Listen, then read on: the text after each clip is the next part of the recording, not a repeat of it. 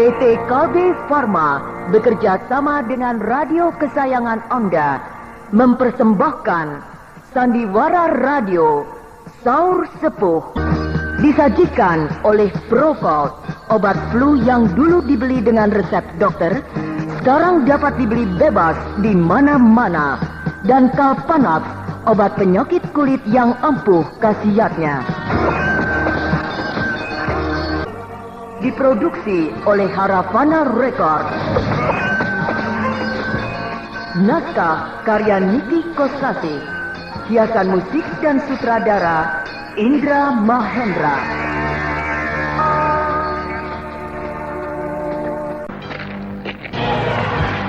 Ambon? Iya Pak Pure. Apakah ketua biksu Kampala dengan pemuda Bentar sudah selesai melakukan peninjauan di kuil Cokang? Sudah Pak. Semalam suntuk mereka menjelajahi kuil Cokang. Pagi hari menjelang fajar mereka baru saja selesai. Jadi sudah pulang? Sudah. Dan pulangnya tidak melalui pintu gerbang depan Pak. Lalu? Lewat mana dia? Melompat-lompat di atas genteng. Wah. Dari tingkat 4 turun ke tingkat 3. Terus sampai di halaman belakang, langsung melompati tembok benteng, keluar menuju ke asrama para biksu. Dasar orang-orang yang berilmu tinggi. Bangunan tinggi dipakai latihan. Benar, seperti 2 ekor tupai yang melompat-lompat dari pohon kelapa, yang satu ke pohon kelapa lainnya, ringan dan cepat. Ya, sudah. Kalau begitu, tutup kembali pintu gerbang depan itu. Sudah, Pak. Sejak tadi sudah saya tutup. Bagus.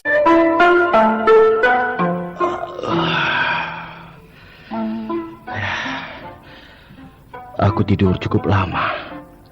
Sejak tadi pagi hingga siang begini. Ya, aku agak ngantuk. Setelah tadi malam, semalam suntuk meninjau kuil Cokang. Saudara Bentar. Saudara Biksu Naboya. Ada tamu mencari saudara Bentar. Tamu? Mencari saya? Siapa? Seorang gadis. Apa? Gadis? Gadis itu cantik. Nampaknya anak orang kaya. Sebab pakaiannya sangat bagus. Dan memakai perhiasan yang mahal. Tapi galaknya minta ampun. Galak? Ya, dia memaksa ingin masuk. Kami tidak membolehkannya. Sebab ini asrama biksu. Kaum wanita dilarang masuk. Baik, akan saya lihat.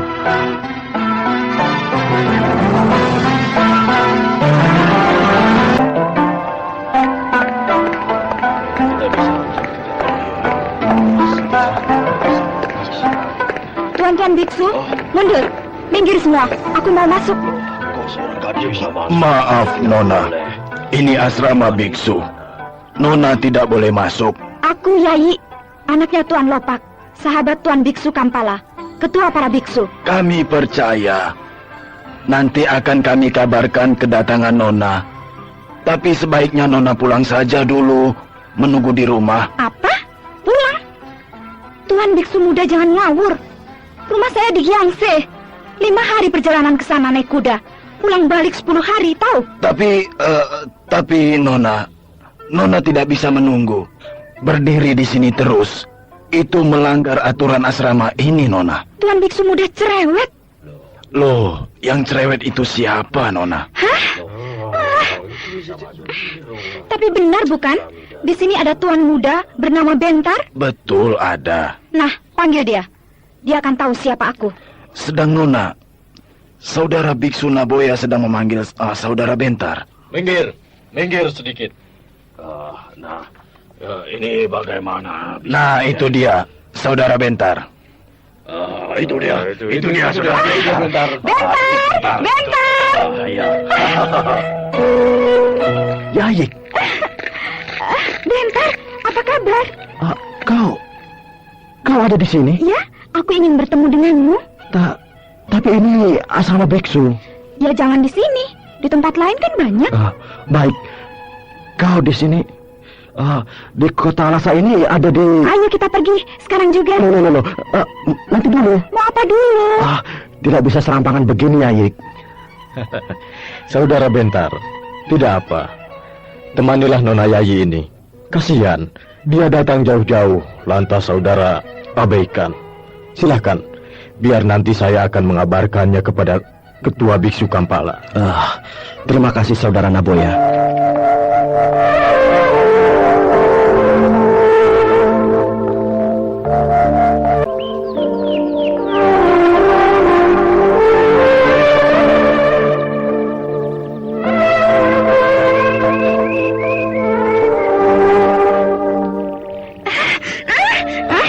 Aku rindu sama kamu. Kamu juga rindu padaku, bukan? Iya, rindu. Tapi masa berpelukan terus dari tadi? Tidak dilepas-lepas. Nanti ada orang melihat, kan malu. Tidak ada orang. Di tempat ini jauh dari kota. Di tepi telaga, sunyi.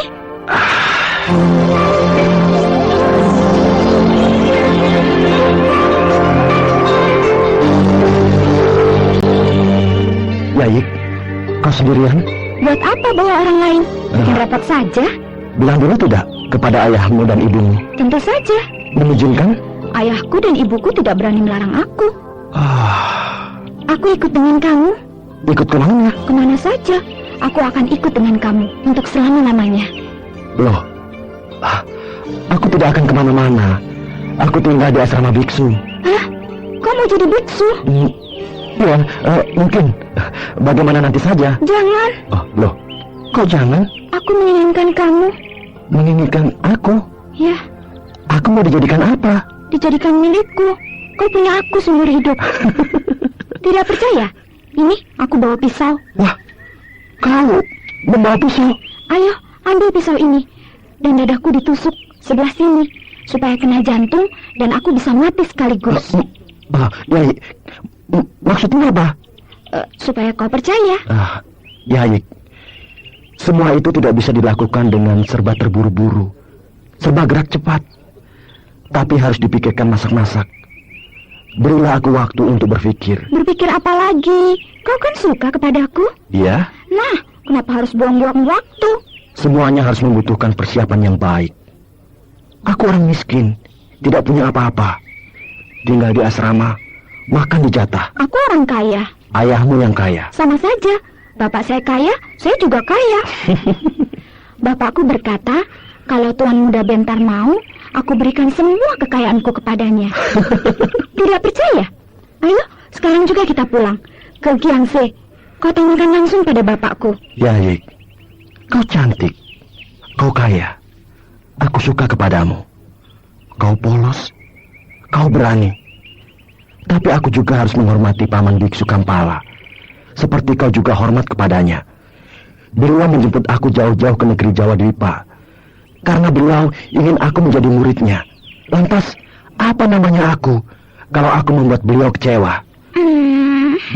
Jadi, aku harus membicarakannya dengan beliau. Lama tidak? Tergantung bagaimana nanti. Kalau sebentar, aku tunggu di sini. Kalau lama, aku akan mencari penginapan di kota. Lebih baik kau pulang dulu ke Giangse. Pulang ke Giangse? Iya, kan tidak lama. Hanya 5 hari naik kuda.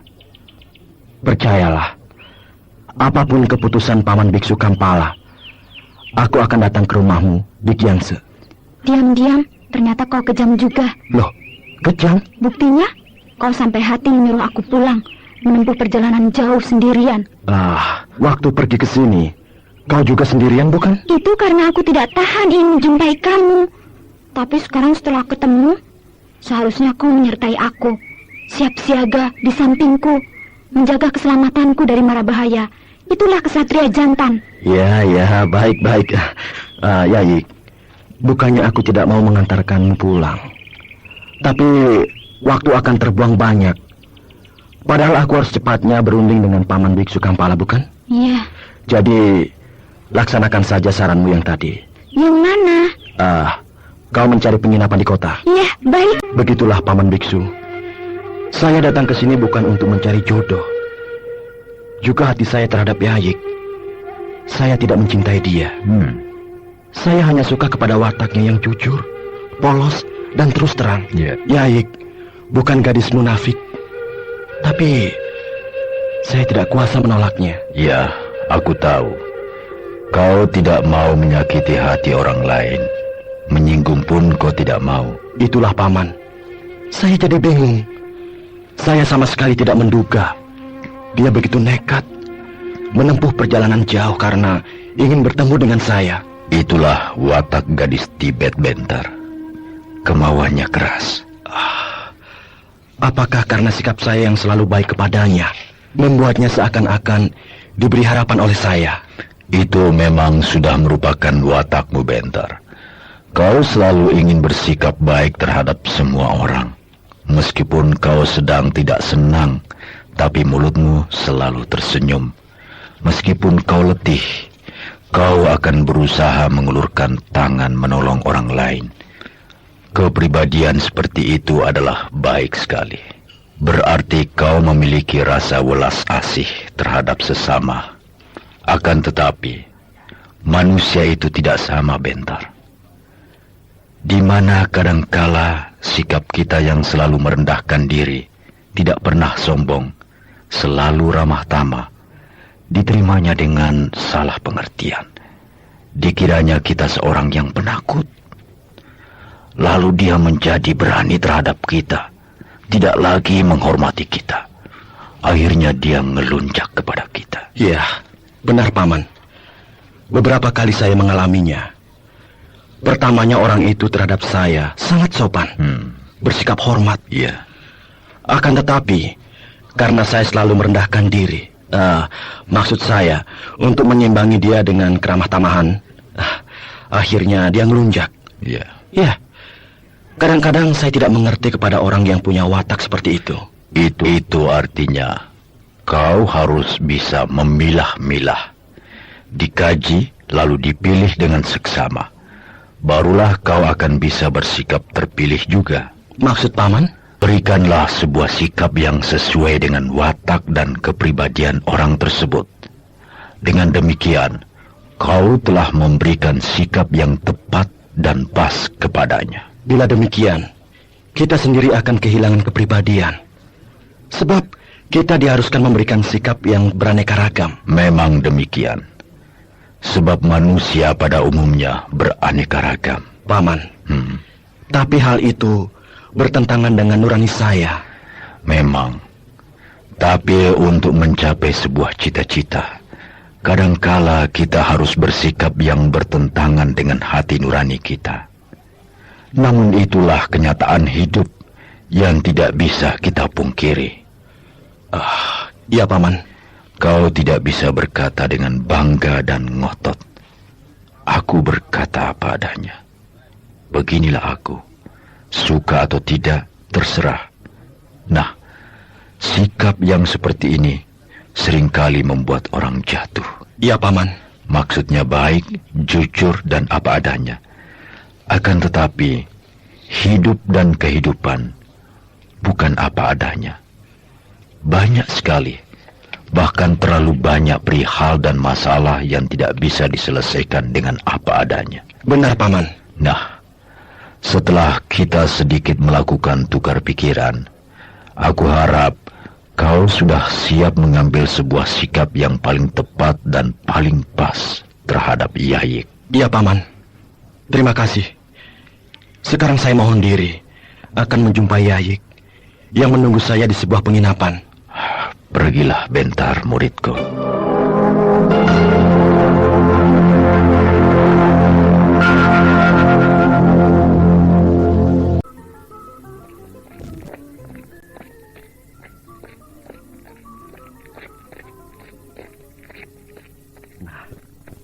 itu pasti kamar Yayik.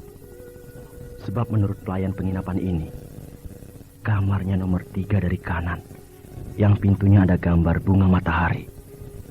Menandakan kamar kelas 1 yang paling mahal dan paling mewah. Ya, tidak heran. Yayik anak orang kaya. Tentu dia bisa menyewa sebuah penginapan yang paling bagus dan paling mahal. Loh, kok pintunya terbuka? Mungkin dia sedang keluar, atau ke kamar mandi, atau... lebih baik aku periksa saja.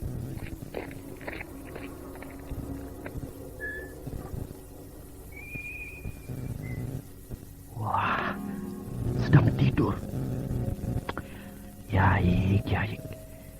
Gadis itu sembrono banget. Tidur sendirian di atas ranjang, seenaknya. Pakaiannya lagi. Hanya memakai pakaian dalam yang tipis. Sampai pemandangan terlihat bebas. Pintu kamar dibiarkan terbuka lagi. Menganga lebar-lebar. Kalau ada orang masuk, lantas berbuat kurang ajar, bisa celaka dia. Tidak usah dibangunkan. Tidurnya enak sekali. Lelap. Lebih baik aku tutupi saja dengan selimut. Pelan-pelan supaya tidak bangun. Dan pintu kamar itu biarkan saja terbuka begitu. Sebab kalau aku tutup, nanti orang-orang menduga aku berbuat apa di dalam kamar ini. Mana selimutnya ya? Ya, ini.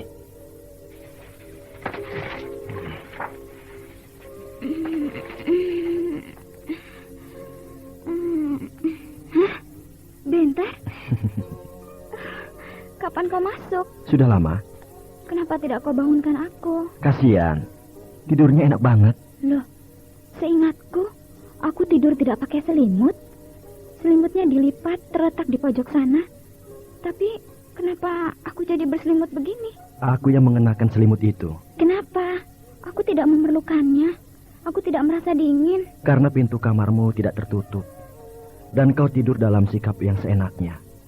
Memakai pakaian seperti itu, pemandangan bebas terlihat dari mana-mana. Kalau ada orang masuk, lalu kau diperkosa, bagaimana? Aku akan bangun dan aku tusuk pakai pisau. Nih, aku menyimpan pisau di bawah bantal. Bagaimana? Apa kata Tuan Biksu Kampala?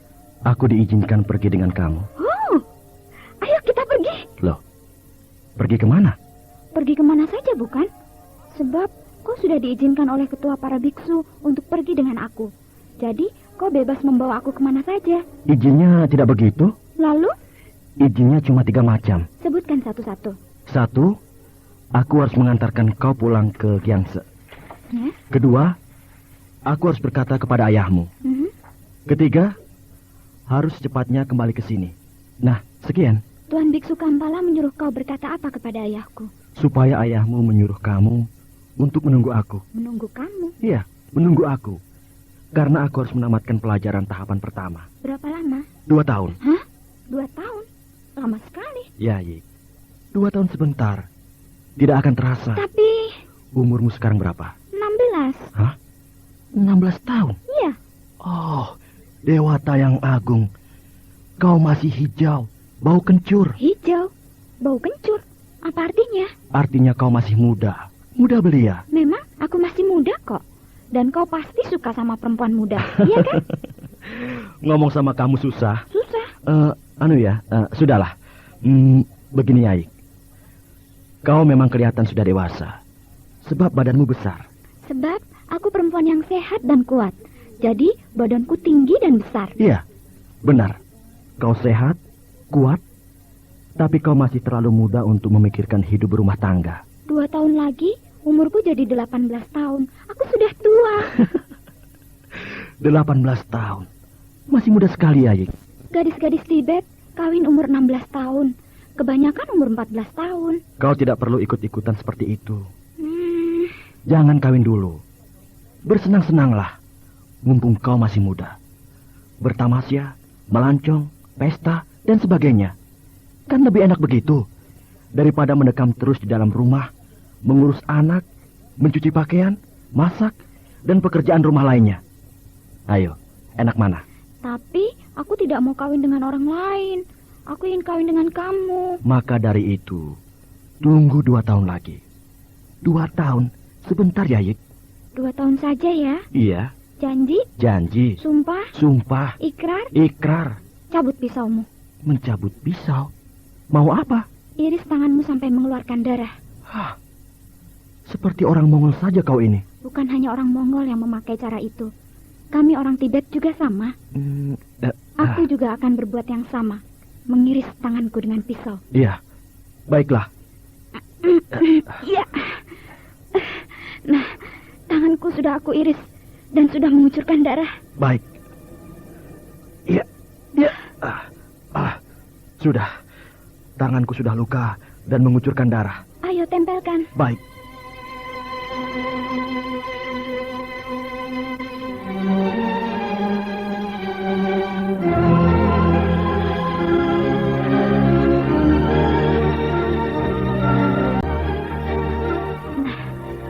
Darah kita sudah bersatu.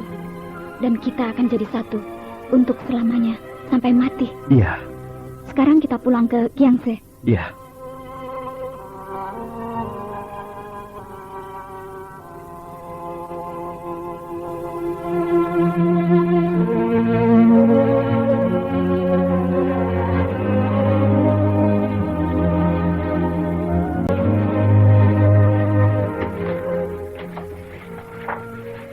Yai, aku sudah siap. Aku sudah membereskan barang-barangku. Tidak ada apa-apa. Sebab aku memang tidak punya apa-apa. Ya, hanya satu kantung pakaian saja. Aku juga sudah siap. Mana barang-barangmu? Tidak bawa. Tidak bawa. Lalu kalau kau mau ganti pakaian, bagaimana? Beli. Beli? Ya, pakaian yang dipakai ini dibuang. Lalu beli lagi yang baru. Kan beres. Beli. Mentang-mentang banyak uang. Kalau kau berada di dalam hutan atau di tengah padang pasir, tidak ada toko, tidak ada warung, dan tidak ada pasar. Apa yang akan kau beli? Uangmu sama sekali tidak ada artinya. Uang hanya akan ada artinya kalau ada yang akan dibeli. Kalau tidak ada, sama sekali uang itu tidak ada artinya. Nah, kau jangan tergantung kepada uang. Uang cuma alat belaka. Uang adalah sebuah benda untuk diperalat oleh manusia sebagai salah satu pelengkap kebutuhan manusia. Jadi jangan terjadi sebaliknya. Manusia yang diperalat oleh uang. Jangan jadi budak uang. Tapi jadikanlah uang sebagai budakmu. Oh, aku dimarahi. Maaf, aku tidak marah. Cuma sedikit memberikan penjelasan. Aku suka sekali melihat kau marah. Seperti ayahku. Ayahmu suka marah? Sering. Kau pernah dimarahi oleh ayahmu? Sering banget. Sering banget? Iya. Kalau aku terlambat bangun, atau terlambat mandi, atau terlambat membereskan guci-guci sehabis minum. Dan ayahku kalau marah tidak pakai mulut, tidak bicara. Lalu pakai apa? Pakai cambuk. Cambuk? Iya, seperti ini. Hei, kau membawa cambuk? Itu kan cambuk untuk kuda. Kenapa kau bawa masuk ke dalam kamar tidur? Seharusnya disimpan saja bersama pelana. Dengan kudamu yang ditambatkan di kandang kuda, di belakang penginapan itu. Kalau ada orang jahat, bagaimana? Bukankah kau bawa pisau? Kalau dekat baru bisa ditusuk dengan pisau. Kalau jauh, tidak akan kena. Jadi harus pakai cambuk. Dari jauh juga bisa kena. Kau tidak bisa melemparkan pisau? Belum bisa. Tapi nanti aku mau belajar melemparkan pisau. Tapi ayahmu keterlaluan. Kalau marah masa harus dicambuk? Ayahku memang begitu. Tidak peduli siapa yang salah, dicambuk. Pelayan-pelayan di rumahku sering kena cambuk. Kau pernah dicambuk? Sering. Sering? Iya, macam-macam. Macam-macam? Maksudmu? Ayahku punya cambuk banyak sekali. Dari cambuk yang kecil sampai yang besar. Jadi, tergantung kesalahannya. Kalau salah kecil, dicambuk pakai cambuk kecil. Kalau salahnya besar, dicambuk pakai cambuk yang besar juga. Aneh. Aku pernah dicambuk pakai cambuk yang paling besar. Oh ya? Ketika aku lupa menutup pintu kandang kuda.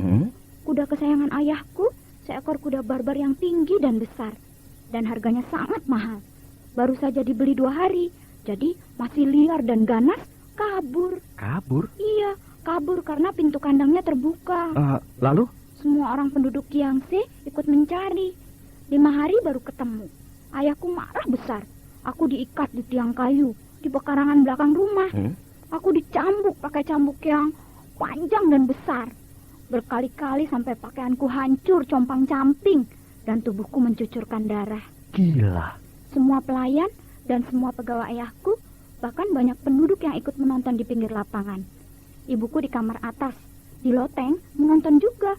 Tapi semuanya menutupi muka dengan tangan dan menangis. Barangkali mereka semua kasihan sama aku ya. Tentu saja. Tapi ayahmu kok mengizinkan kau pergi ke sini? Padahal ayahmu galak dan kejam. Sebab ayahku suka sekali sama kamu. Oh, begitu. Ayahku sangat ditakuti. Tapi kalau sudah senang sama orang, jadi penurut sekali sama orang itu. minta apa saja diberi. Jadi kau juga harus minta sama ayahku. Minta? Aku bukan peminta-minta. Tapi masa kamu tidak punya keinginan? Tentu saja, sebab aku manusia yang punya keinginan-keinginan. Nah, mintalah keinginanmu itu kepada ayahku. Ya, baik. Aku akan minta permata, intan, berlian, emas, perak, perunggu, dan semua kekayaan ayahmu aku minta. Hah? Aku? Tidak kau minta? Ya, kau juga aku minta.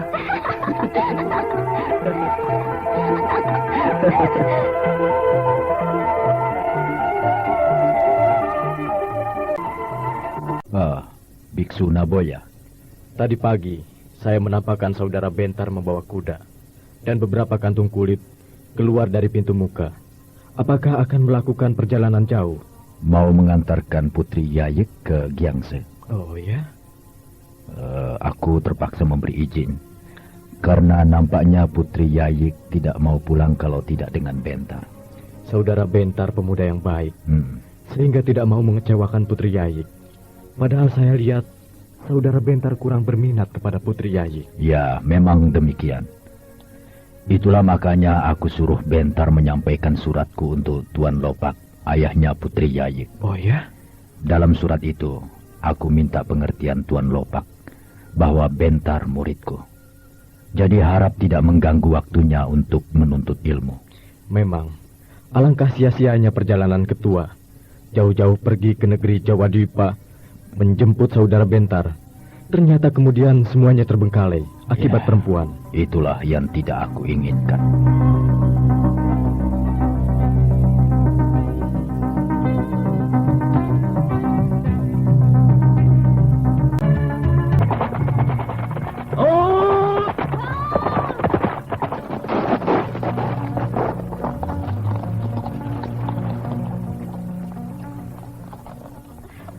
Kenapa berhenti, Bentar? Kita sudah sampai di tepi sungai Ki.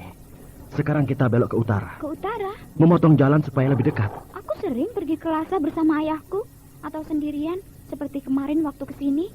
Tapi aku belum pernah melalui jalan yang ke utara karena aku tidak tahu ada jalan yang menuju ke arah utara. Aku tahu. Sebab waktu dari Gyangse ke Lhasa bersama Paman Biksu Kampala, aku melalui jalan itu. Bisa pakai kuda? Bisa. Tapi aku lihat padang pasir melulu di mana kita akan menjumpai toko atau warung untuk beli makanan atau pakaian untuk ganti. Inilah yang aku katakan. Jangan tergantung pada uang. Akhirnya membuat kau ragu-ragu di dalam melakukan perjalanan. Sudahlah, ikuti aku. Nanti malam kita akan tiba di sebuah kampung. Di kampung itu kita bisa beli makanan pada penduduk. Kan lebih baik melalui jalan-jalan besar saja. Jalannya enak, banyak dusun dan desa. Bahkan ada beberapa kota yang cukup besar dan ramai. Sehingga mudah bagi kita kalau perlu apa-apa. Kalau mau hidup dengan aku, kau harus tabah, ulet, dan tahan menderita. Nah, aku tetap ke utara.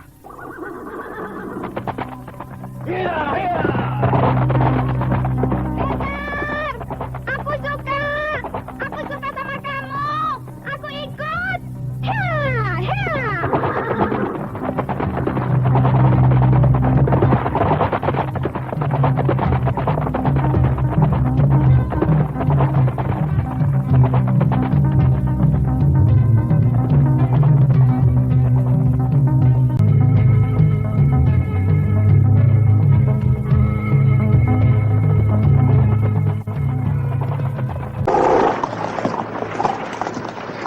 Di sana ada kampung. Benar kataku bukan? Bahwa menjelang malam kita akan menjumpai sebuah dusun. Tapi dusun itu masih jauh. Sekarang baru senja. Tepat malam tiba. Kita sudah berada di dusun itu. Iya.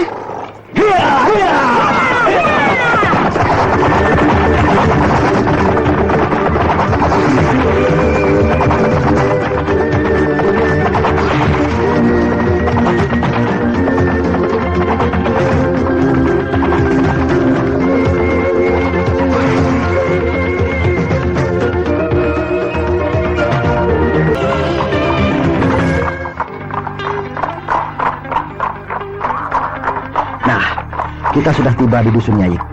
Dusun kecil. Hanya ada 5 rumah. Sunyi sekali. Kita mau makan di mana? Aku tidak melihat warung satupun. Gampang. Ikuti saja aku terus. Ya.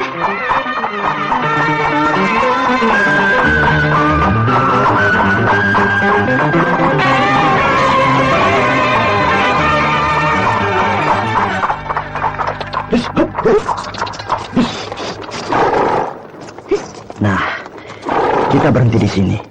Di muka sebuah rumah yang keadaannya agak mendingan daripada rumah lainnya yang amat menyedihkan. Iya, ini dusun yang miskin. Rumahnya jelek-jelek, makanannya juga pasti jelek-jelek, kotor. Kau ini yang dipikir makan melulu. Aku tidak apa-apa, tapi perutku yang lapar. Bisa juga kau bergurau. Rumah ini, rumah siapa? Pak Kawa, kepala kampung. Oh, pantas rumahnya agak mendingan. Waktu dari Gemse ke Lhasa, aku dan Paman Biksu Kampala singgah juga di sini. Oh ya? Dan Pak Kawa, kepala kampung itu, sudah kenal sejak lama dengan Paman Biksu Kampala, sehingga kami diterima dengan baik. Diterima dengan baik juga. Kalau tidak dikasih makan percuma. Pasti.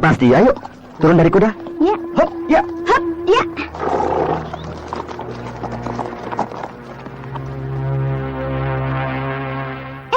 Pintu rumah itu terbuka.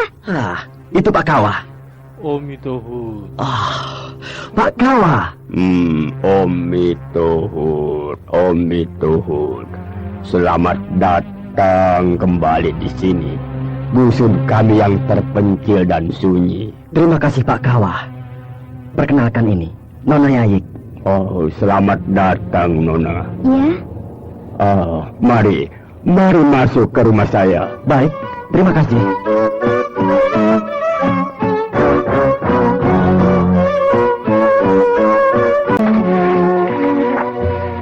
Apa kabar Tuan Muda? Baik-baik saja. Tuan Ketua Biksu Kampala tidak turut serta. Tidak Pak Kawa. Beliau banyak kesibukan yang berhubungan dengan kedudukannya sebagai ketua para biksu. Iya. Lantas Tuan Muda hendak menempuh perjalanan kemana? Ke Gemse, Pak.